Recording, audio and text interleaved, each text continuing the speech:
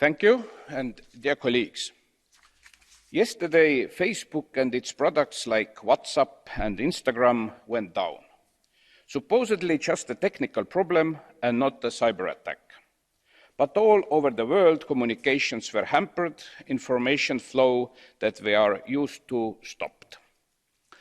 But we can have bigger scares, bigger damage, actual human losses if some state or non-state actor decides to attack our critical infrastructures like hospitals or energy or transport or meddle in elections. The recent Pegasus spyware scandal has shown the vulnerability of journalists, human rights activists, elected representatives and other citizens that were massively spied on. More connectivity means more vulnerabilities.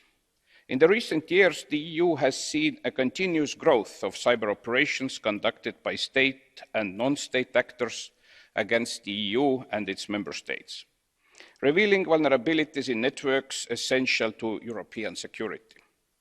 Also, every conflict these days has a cyber element to it. It is important for the EU and its member states to strengthen cyber resilience and to develop common cybersecurity and defense capabilities in order to respond to these kind of security challenges. President von der Leyen said in her State of the Union address, "Given that resources are scarce, we have to bundle our forces. We should not just be satisfied to address the cyber threat, but also strive to become a leader in cybersecurity." If the EU wants to be seen at the forefront of digital ambitions, it must increase its technological sovereignty and innovation, as well as be ready to raise the level of its cybersecurity. Common cyber defense policy and increased cooperation at EU level aimed at developing common and improved cyber defense capabilities are essential elements in building a stronger European defense union. The borderless nature of cyberspace, as well as the substantial number and increasing complexity of cyber attacks, require a coordinated union-level response, including common member state support capabilities and member state support for measures in the EU cyber diplomacy toolbox, as well as intensified EU-NATO cooperation, based on information sharing between cyber crisis response teams, the exchange of best practices, enhanced training, research and exercises. The External Action Service and the Commission, in cooperation with the Member States, need to further develop a comprehensive set of measures and a coherent policy on cybersecurity in order to enhance resilience, but also coordination on cyber defense. It is essential for the Member States to significantly increase classified information sharing capacities in order to facilitate information sharing where needed and useful, and to develop a European rapid and secure network to detect, assess, and counter cyber attacks. The EU has taken many measures to raise the level of cybersecurity and cyber defense capabilities.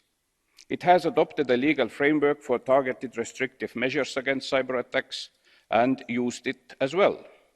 And EU-NATO cooperation has increased also in the cyber defense field, but even more coordinated union-level action is needed. The review of cyber defense policy framework should strive to enhance coordination between EU actors and also between and with member states. PESCO offers excellent ways to speed up cybersecurity initiatives and should be used as such. The strategic compass should be used to deepen the strategic culture in the cyber domain and help to overcome the current fragmentation and complexity of the overall cyber architecture within the EU and remove any duplication of capabilities and mandates. The fragmentation is accompanied by serious problems over resources and staff that needs to be addressed. The establishment of a joint cyber unit is needed to increase cooperation and information sharing between the EU institutions and enable the full use of existing structures, resources and capabilities. Increased funding is needed for the CERT-EU and the EU Intelligence and Situation Centre, and support for member states in establishing and strengthening security operation centres in order to build a network of these centres across the EU. Also, it is important to improve the citizens' skills and raise public awareness on cyber attacks and how to defend themselves against these attacks. More operational assistance between member states is needed. Trust needs to be built, as well as this is still one of the big obstacles. Common exercises and scenario-based policy discussions on crisis management are important in this regard.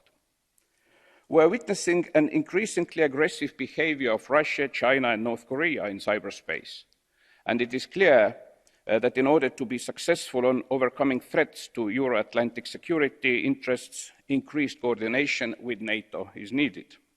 For this, coordinated exercises and joint trainings are indispensable, and we need to look for possible complementarities with NATO to avoid duplication and acknowledge respective responsibilities, and coordinated exercises and joint trainings are indispensable.